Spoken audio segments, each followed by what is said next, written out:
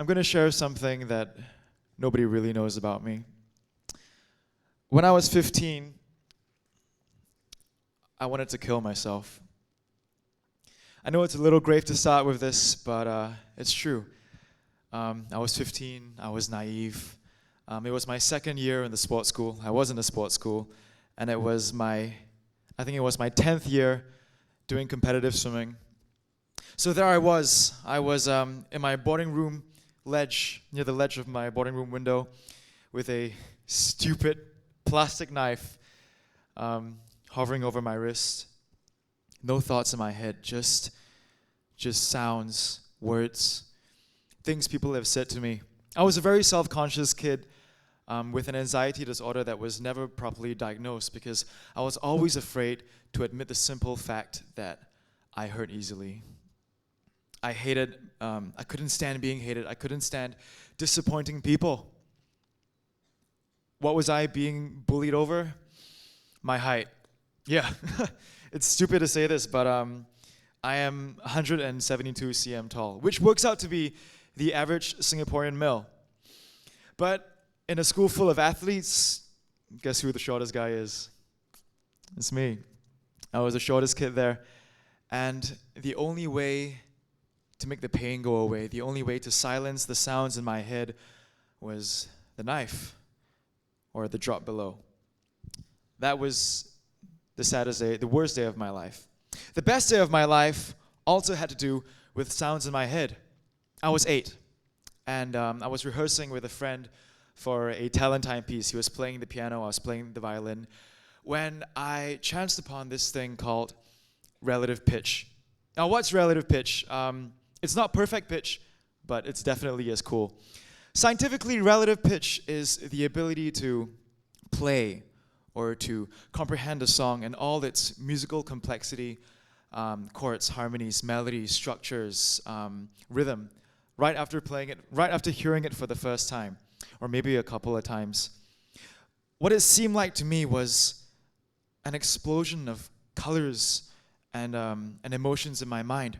Suddenly, every song I had ever heard up until that point made sense. Every note, every color, every semblance of a beat spoke to me in a different language and in a different mode, in a different color.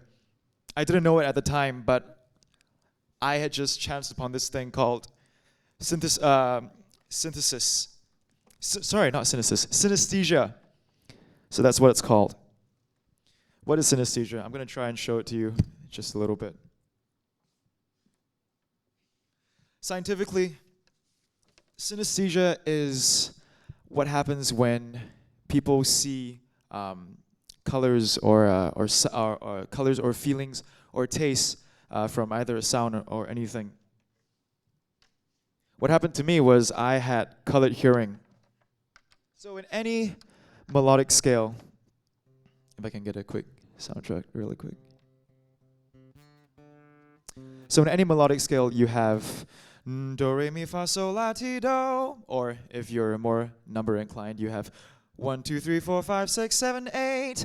What my mind did to me was it associated each note with a color. And not just a color, but a gender. So one was a white man. Not white as in race, but white as in color. So 1 is a white man, 2 is a red woman, 3 is a green man, 4 is a brown woman who always reminded me of my mother, and it's a true story. 5 is a gray man, 6 is a maroon woman, 7 is a blue man, and 8 is a white boy. So that's what I did. And then I started learning chords, and my mind started associating emotions with chords. So you have your, just a simple chord structure. I associated this with happy, sad, happy, anxious, sad, and hopeful. And then I started learning new chords, and this became perturbed, evil, majestic, horny. I can't lie, it really does say horny. And then I started learning new chords, and I started associating colors to these chords. So this was yellow, dirty yellow, walnut brown, and gray, but like a sexy kind of gray. It has to be that kind of gray. So Fly Me to the Moon would go, fly me to the moon and let me play among the stars. In my head, I saw sad white boy, perturbed woman, angry blue man, and a green guy. And that's really weird. But it's the truth. And that was me. So I carried on with this phenomenon, not knowing exactly what it was. But what I did that very day was I sat down behind my keyboard and I played every single song I knew up until that point.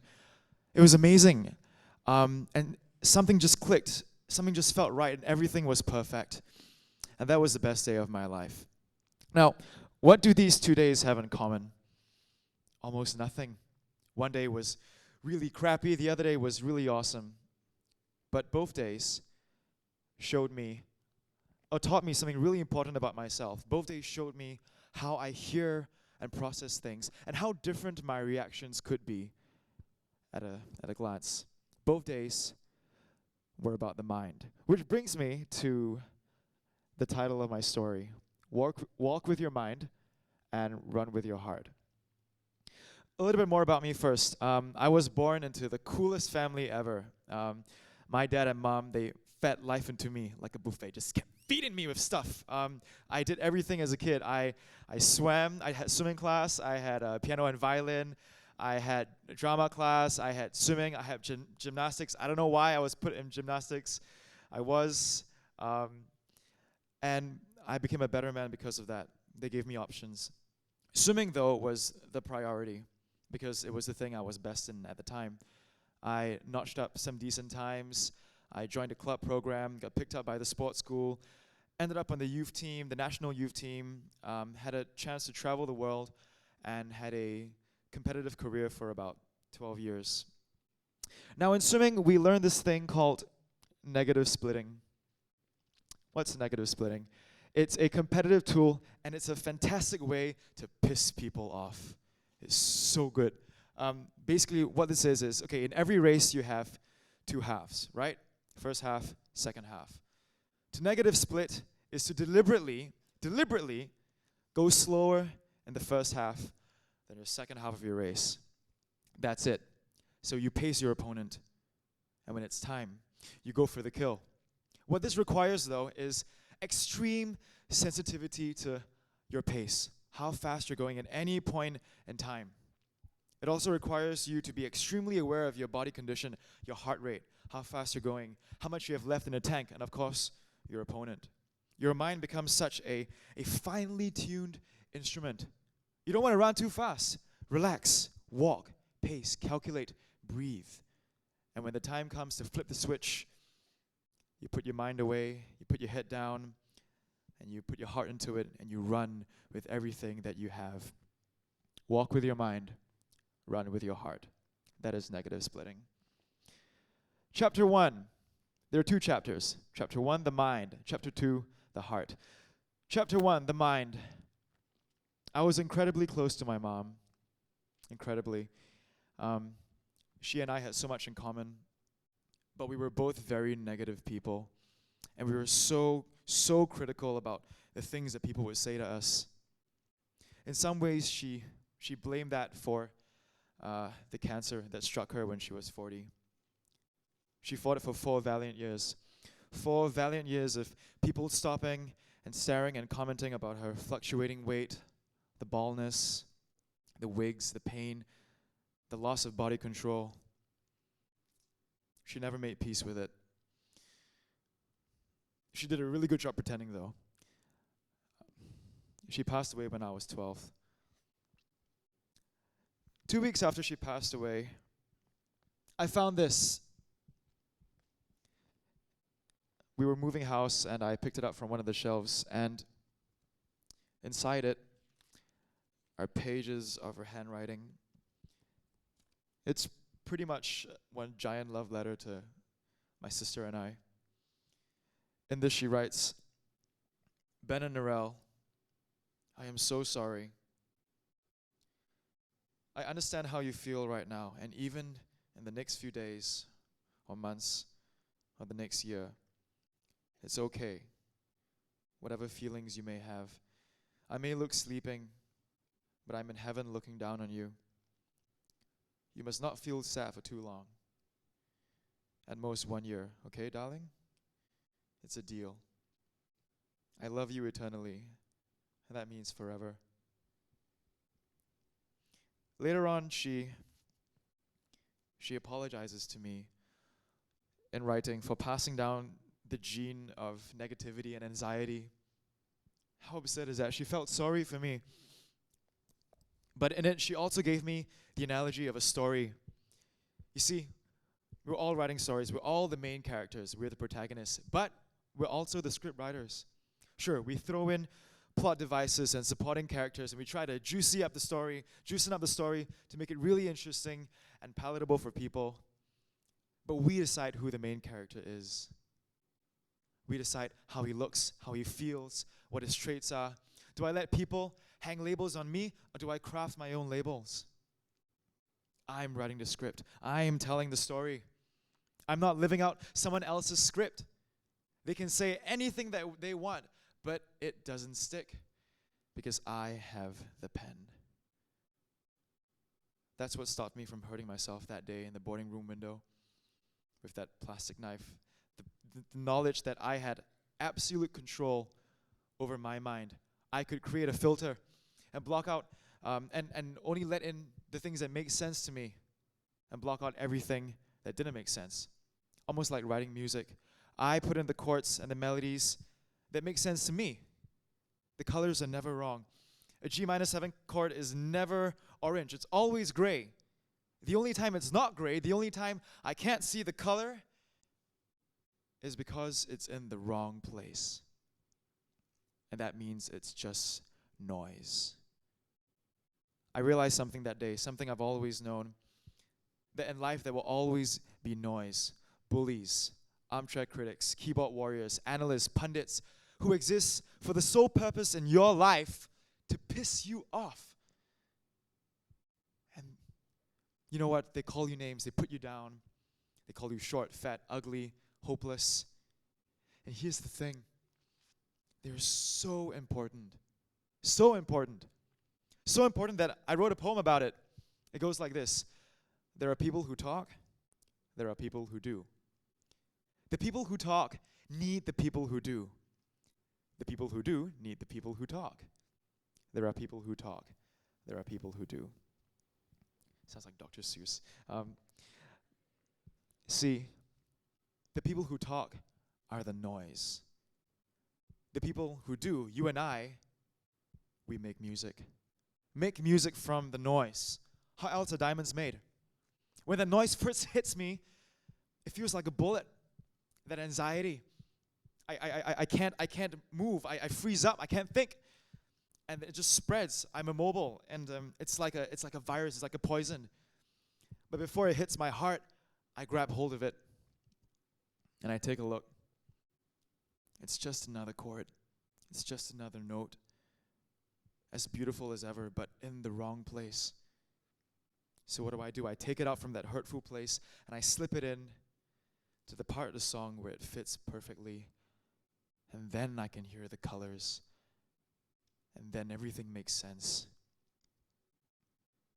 So there I was with this profound sense of humanity, the knowledge that in life, and the same with you, there will always be noise. What you do with that noise makes you who you are. And I had this knowledge in my head. I was so pumped. I was so excited. And I had 10 years worth of swimming experience, right? And that's all I pretty much knew how to do. And the weight of people's expectations bearing down on me.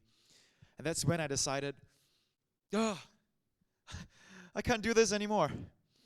I'm done. And not just that. I wanted to do art. I wanted to write, to act, to make music, to tell stories. And thank God that my parents, my dad was so supportive of that. But there was still that voice, that there were still other people talking. And it was still a really tough decision.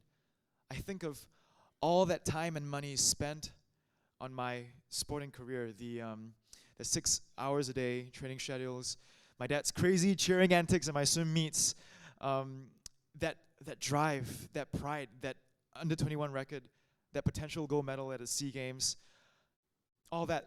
And thanks to the incredible infrastructure, a practically guaranteed bachelor's degree in sporting whatever, sports science, management, psychology, you name it.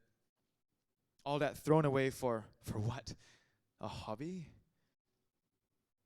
You're sort of starting from scratch. You know that, right? What sort of sustainable income does an actor or musician make? Does an actor or a musician make? Surely you can pursue these things on the side, but how is that a viable career option? How are you going to provide for your family? How are you going to afford a car, a house? What about your CPF? You think it's that easy to find jobs as a freelancer?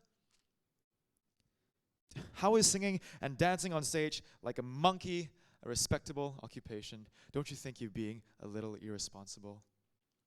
I could feel that anxiety disorder creeping up again. But surely there must be a reason for this madness. Surely there must be a reason why I was wired this way. Why movie soundtracks are a must-buy for me.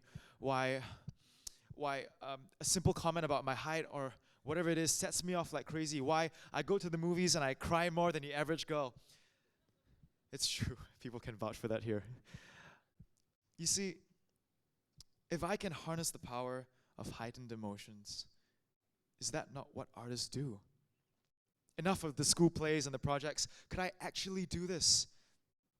What have I learned in my life up to this point that can help me right here, right now? Negative splitting.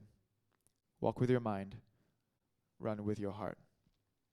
Okay, chapter 1, the mind. And this is where I started to apply what I learned. Okay, walk with your mind. What do I know? What are my attributes? What am I good at? I know a bit of music. I can play a couple of instruments. I can write. I can't dance. I can swim. Yeah, it's practically useless now. What else? Know my playing field. What is the local music scene like? Small, growing, diverse. Here are my favorite local bands. Here are my favorite stage actors. This is where I want to be. Here are the schools. Here are the workshops. Here are the theater companies. Here are the auditions. Here are the radio stations. Here's your musical score. Here is your YouTube channel. Here are the networking parties. Here are the record labels. Here are the movers and shakers. Here's a musical instrument. Here are the Sam Willows. So I saw everything at one go. Everything laid out for me. And I freaked out because there's so much to do. But I was never more excited, and I was so convinced that this is what I was meant to be, meant to do. And the only thing left to do was to run. Chapter 2, the heart. There's honestly nothing much to this chapter. It's that simple. It's the moment where it's the point of no return. It's the moment where you decide where your sail to set. You know exactly the direction in which you're traveling. That's why you put all those years and hours into the pool or the track or your instrument or your craft, perfecting it, getting all those nuts and bolts in place so that when the time comes to get on that starting block or that stage, you let it all go. And you put the mind up there. You put your heart up there. And all that fear and anxiety falls away as well. And anything is possible. I had to make that decision again after finishing up Army. On one hand, I had all these colleges that I wanted to attend. And the other, I had job opportunities that I didn't even know existed yet, but I had faith that they would come. And don't get me wrong, school is very important. You know, I'm going to be going back to school one of these days. But what is life if not the craziest adventure, right? So yeah, I ran, and I've been running for the past 2 years. I've been so fortunate to be involved in a number of theater projects, films, writing projects, theater productions, and I learn every day. As for the band, the Sam Willows, we've been running as well.